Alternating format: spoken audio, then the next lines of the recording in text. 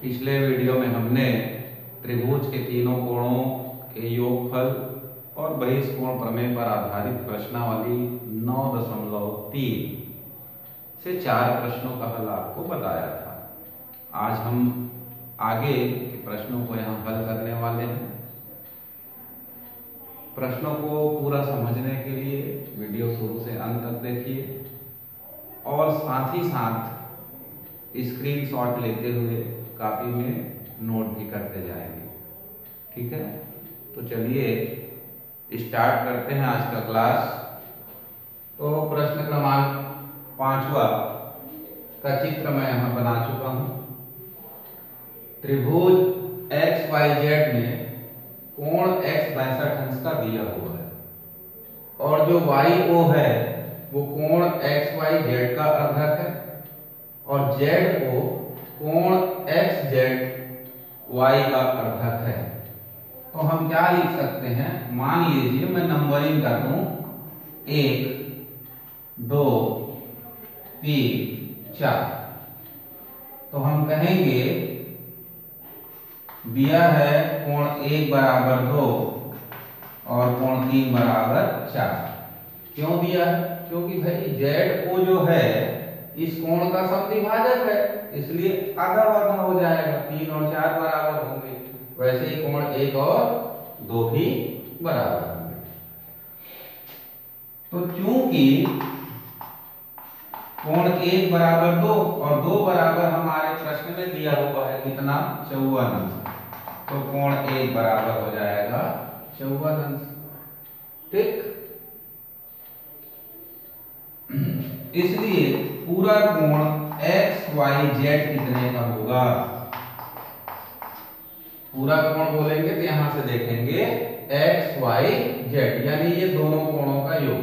तो ये पहला कोण भी 54 का है और दूसरा कोण भी 54 का है। तो 54 धन 54, तो कोण XYZ बराबर हो जाएगा 54 और 54 108। अब हमको जो मान निकालना है वो कोण XZY है। तो त्रिभुज XYZ में क्या देखते हैं, कोण YXZ धन कोण XYZ धन कोण XZY,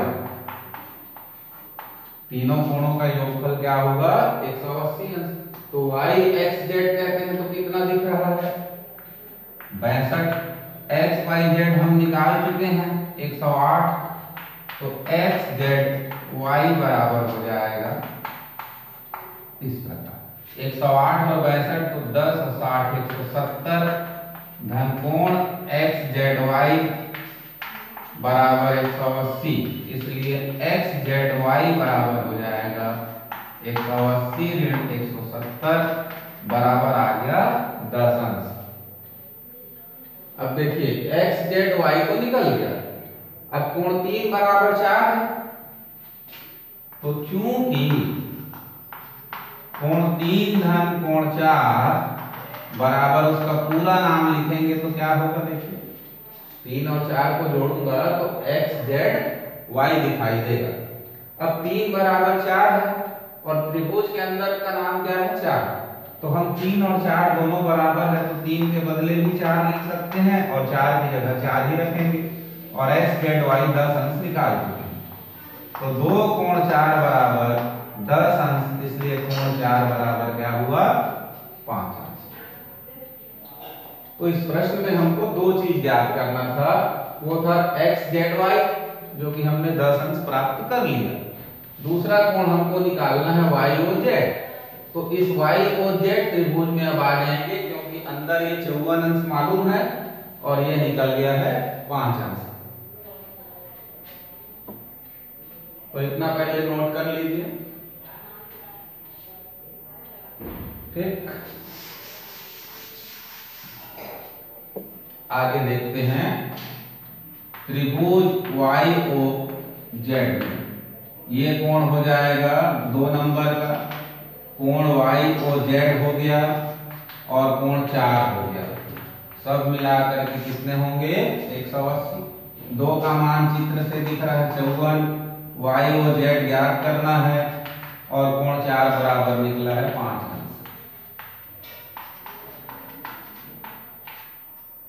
ये हो गया 59 अंश। पक्षांतर कर देंगे तो 180 ऋण 59, तो 10 में 9 गया 1, 7 में 5 गया तो 121 अंश। तो लास्ट में आंसर लिख सकते हैं कोण एक्स जेड वाई बराबर 10 अंश आया और कोण वाई ओ जेड बराबर 121 अंश आया। ठीक है।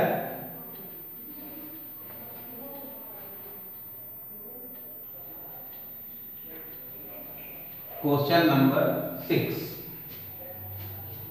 में चित्र दिया हुआ है और इस चित्र के विषय में बताया गया AB समांतर DE है, कोण BAE 35 अंश है, कोण CDE 53 अंश है और कोण DCE हमको ज्ञात करना है।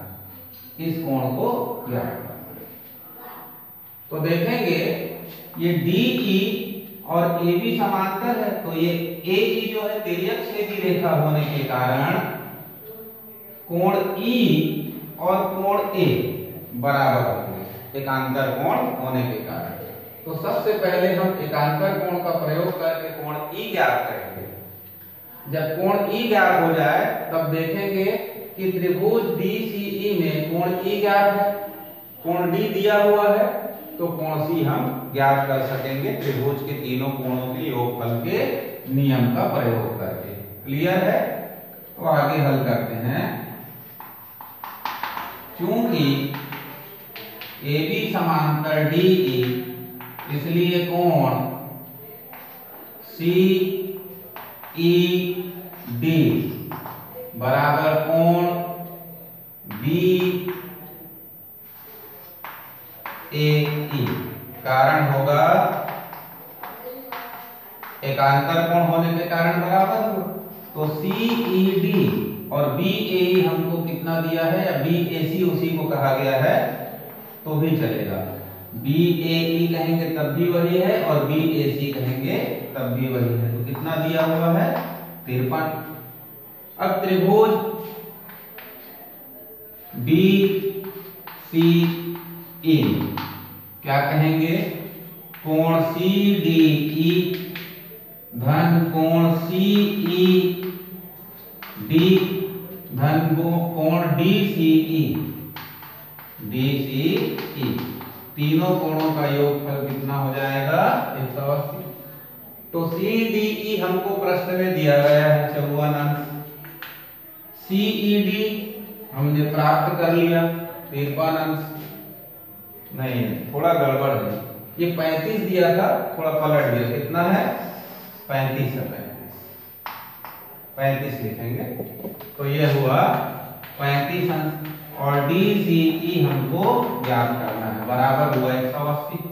5 4 9 5 3 8 धन कोण DCE बराबर 180, इसलिए कोण DCE बराबर 180 ऋण 89 घटाएंगे 91 अंश आंसर आएगा। ठीक है, काफी सरल था। एक बार रिपीट कर देता हूं। इस कोण का मान यानी CED का 35 अंश क्यों आया, क्योंकि ये दोनों एकांतर कोण थे। फिर हम छोटे त्रिभुज मतलब त्रिभुज DCE में त्रिभुज के तीनों कोणों के योगफल 180 अंश का गुण लगाएंगे। जो कोण ज्ञात है जैसे CDE 54 हो गया, CED 35 निकाल चुके हैं, इस समीकरण में रखेंगे। इन दोनों को जोड़ा 89, पक्षांतर करके घटाया 91 अंश हमको प्राप्त हुआ। ठीक है।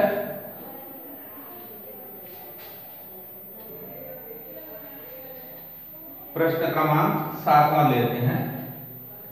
PQ और RS दो प्रतिच्छेदी रेखा है, PR मिला हुआ है, QS मिला हुआ है, इससे दो त्रिभुज यहां पर दिखाई देता है।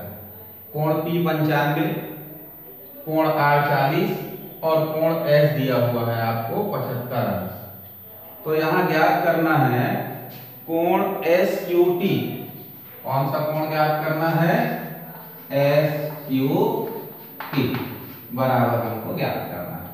तो सबसे पहले इस त्रिभुज में आएंगे, कोण 1 नंबर दे देते हैं, इसको 2 नंबर दे देते हैं, ठीक। और जो ज्ञात करना है उसको 3 नंबर दे देते हैं। तो त्रिभुज पी आर टी में क्या देखेंगे, ये कोण 95 है तो सीधा लिखिए 95, ये कोण 40 है तो लिखिए 40, और इस कोण का मान 1 है तो 1 लिखिए। तीनों का योग कितना हुआ 180। जोड़िए 5 और 9 4 13, धन कोण 1 बराबर 180। तो 1 बराबर 180 ऋण 135, घटाएंगे 5 4 45 आ गया। अब लिख सकते हैं कोण 1 बराबर 2, क्यों? क्योंकि पी क्यू और आर एस प्रतिच्छेदी रेखा है, तो कौन सा कोण बनता है, शीर्षाभिमुख। तो हम लिखेंगे तथा कोण 2 बराबर 1 और 1 बराबर ज्ञात हो गया है 45, इसलिए 2 बराबर भी हो जाएगा 45, और यहाँ कारण लिखना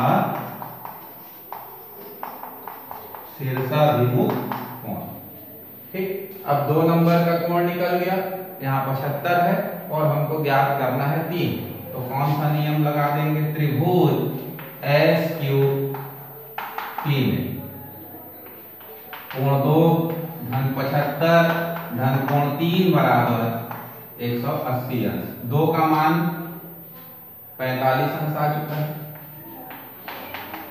75 धन कोण 3 बराबर 180, 8 4 12 120, धन कोण 3 बराबर 180, तो कोण 3 बराबर 180 ऋण 120, घटाएंगे तो आएगा 60।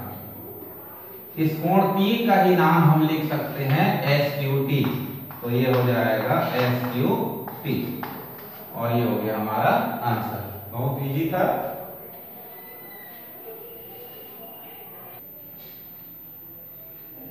प्रश्न क्रमांक 8वां देखते हैं। चित्र में बताया गया ए बी समांतर है सी डी के, क्लियर, और सी ए लंब है ए बी पर। लंब होने का मतलब है कि दोनों रेखाओं के बीच यानी यहाँ बनने वाला कोण 90 का होगा। चित्र में यहाँ x दिया हुआ है, यहाँ y दिया है, तो इसी को ज्ञात करना है। x का मान ज्ञात करना है और y का मान ज्ञात करना है।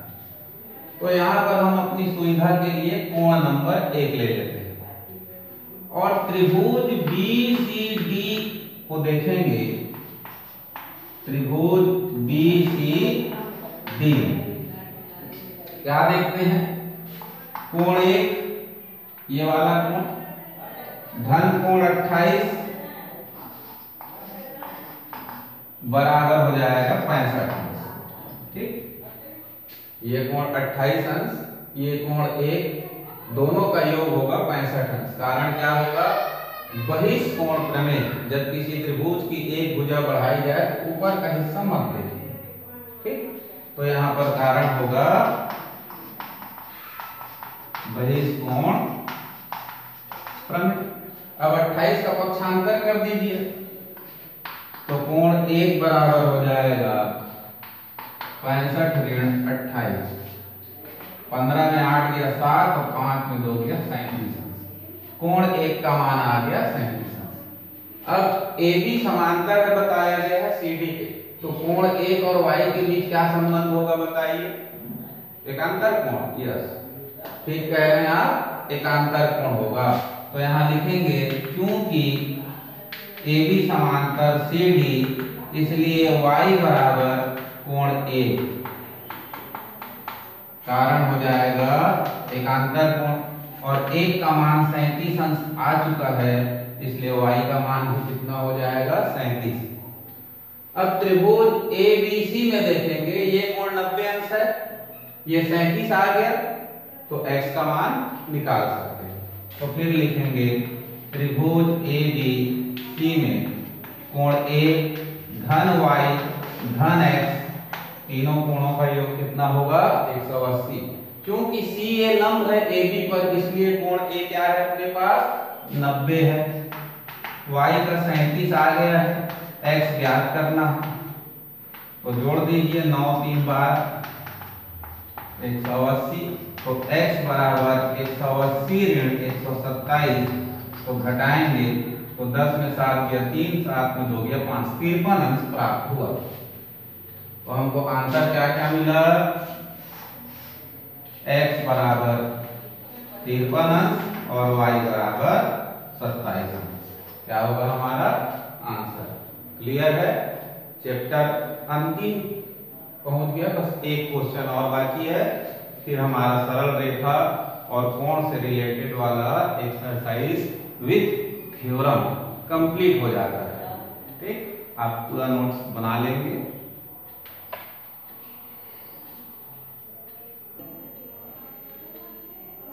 एक्सरसाइज का लास्ट क्वेश्चन, क्वेश्चन नंबर 9, चित्र आपके सामने है और काफी महत्वपूर्ण प्रश्न है, थोड़ा डिफिकल्ट।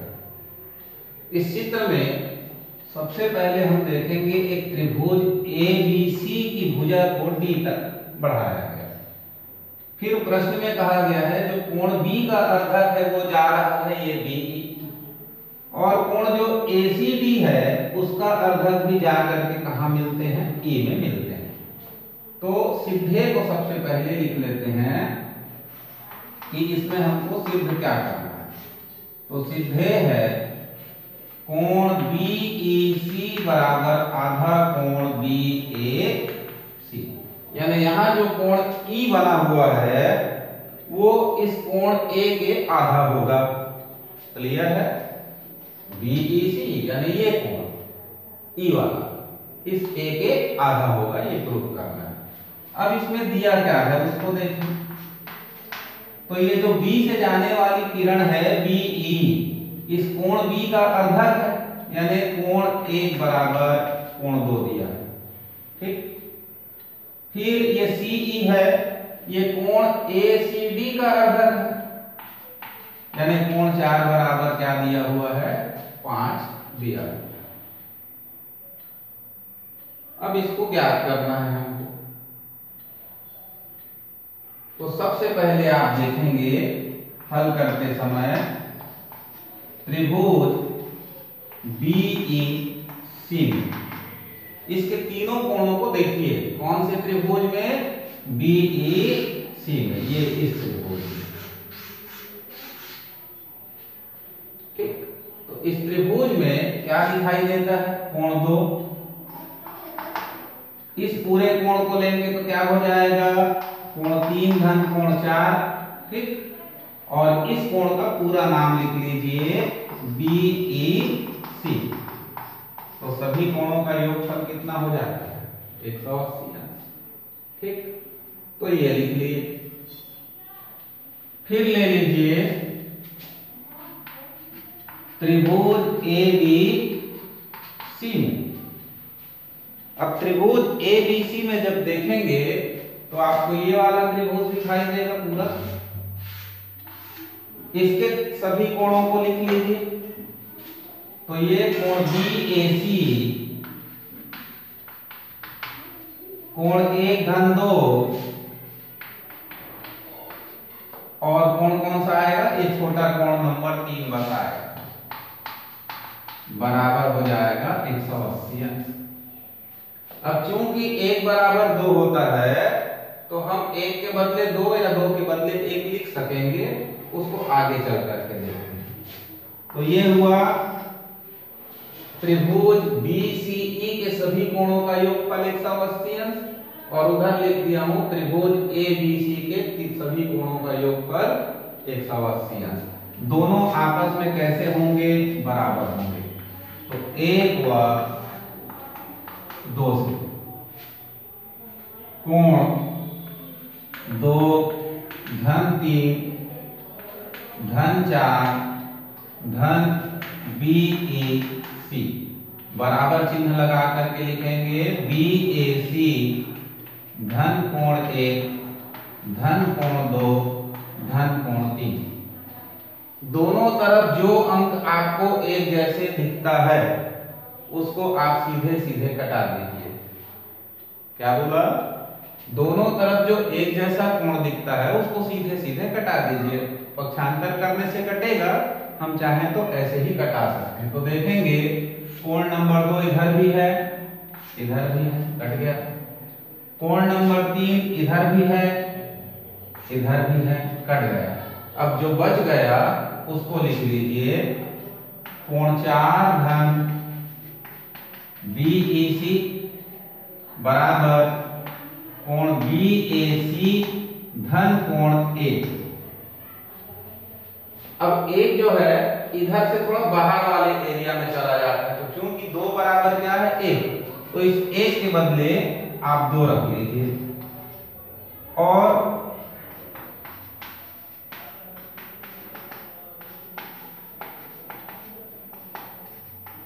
ऐसा करिए।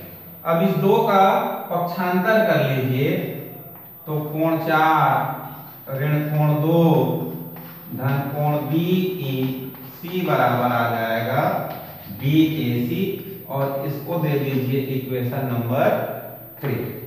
ठीक, इतने को एक बार मैं आपको और क्लियर कर देता हूं कि त्रिभुज ABC में एक कोण A हुआ, दूसरा कोण B को 2 नाम से लिख लिया, 1 धन 2, और तीसरा कोण था आपका C, जिसको 3 नंबर दिए, तीनों का कोणों का योग कितना लिए 180। त्रिभुज BCE में कोण E लिखा BEC, फिर कोण 2 आएगा, और ये जो बड़ा कोण है उसको 2 भागों में लिखा हुआ है 3 धन 4, ये भी हुआ 180। दोनों को हम क्या लेंगे, समीकरण 1 और 2 से बराबर। फिर जो कोण का नंबर एक जैसे दिखता है, जैसे 2 बराबर 2 कटा देंगे, 3 बराबर 3 कटाएंगे, बचा हुआ भाग को लिखा। 1 के बदले 2 क्यों लिखा, क्योंकि प्रश्न में दिया है 1 बराबर 2, और उस 2 का पक्षांतर करने के बाद हमको इक्वेशन नंबर 3 मिला। यहां तक बनाने के बाद थोड़ा सा तरीका फिर बदलना पड़ेगा, उसके लिए मैं इस हिस्सा को थोड़ा हटा देता हूं।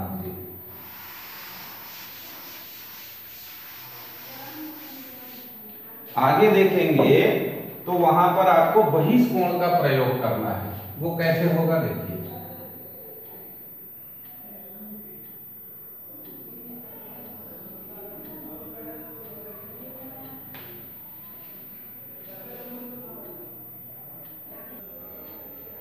ठीक, इतना लिख लिए होंगे, बाकी हिस्सा को मिटा देते हैं। केवल समीकरण 3 की आवश्यकता है हमको।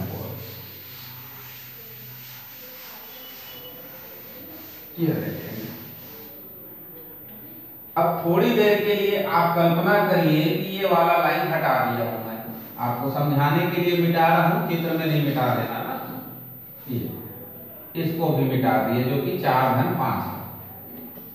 तो त्रिभुज ABC की भुजा BC को बढ़ाने पर जो यहाँ कोण बना है, कोण नंबर 4 और 5, ये बहिष्कोण होगा। ये किसके योग के बराबर होगा, कोण A और कोण B के। क्लियर है, बहिष्कोण करने से। तो त्रिभुज ABC में बहिष्कोण करने से हम लिख सकते हैं कोण ACD, पूरा नाम लिख दिया, बराबर BAC धन कोण ABC, ऐसा होगा। अब ACD को आप क्या लिख सकते हो, 4 धन 5, क्योंकि हमारे चित्र में वो 2 भागों में बटा हुआ है, 4 धन 5। BAC को वैसा ही लिखो, और कोण ABC भी 2 भागों में बटा हुआ है, 1 और 2, तो इसके बदले 1 धन 2 लिख देंगे। अब समीकरण 3 में देखिए कौन कौन सा नंबर का प्रयोग हुआ है, 4 और 2 का। तो हम क्या करेंगे, कोण 4 लिख लेंगे। शुरू में दिया है, में लिखा हुआ है कि कोण 4 किसके बराबर था, 5 के, तो हम 5 के बदले क्या लिख लेंगे, 4 BAC। वैसे ही देखिए चित्र में कोण नंबर 2 भी है, तो यहाँ 2 की आवश्यकता नहीं है, 1 की, तो 1 के बदले 2 लिखूंगा। क्यों लिखूंगा, तो वहां भी दिया हुआ है कि कोण 1 बराबर 2 के है, इसलिए कोण 1 के बदले 2 लिखेंगे, और यहाँ भी 2 लिखेंगे। अब कोण 4 धन कोण 4 बराबर क्या हुआ, 2 कोण 4, कोण 2 धन कोण 2 बराबर क्या होगा, 2 कोण 2। जैसे कैसे, x प्लस x क्या होता है 2x, y प्लस y क्या होता है 2y। वैसे ही कोण 2 धन कोण 2 को जोड़ेंगे तो क्या होगा 2 कोण 2 और उसका पक्षांतर कर देंगे तो इधर आ गया बराबर BAC। अब यहां से दो उभयनिष्ठ निकाल लेंगे तो ब्रैकेट में बचेगा कोण 4 ऋण कोण 2 बराबर कोण BAC। इसलिए कोण 4 ऋण कोण 2 बराबर 1/2 कोण BAC। इसको 4 नंबर दीजिए या ऐसा कहिए, देखिए यहाँ पर 4 ऋण 2 है तो इस कोण 4 ऋण 2 का जो मान आया आधा BAC उसको उठा के कहाँ रखेंगे समीकरण 3 में रख के थोड़ा हल करने से ही हमारा सीधे प्राप्त होगा। इतना पहले नोट कर लीजिए।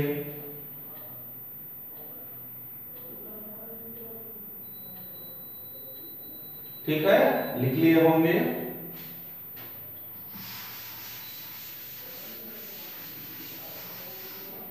आगे यहां पर एक लाइन लिखते हुए फिर इधर से हल करेंगे। कोण 4 ऋण कोण 2 का मान समीकरण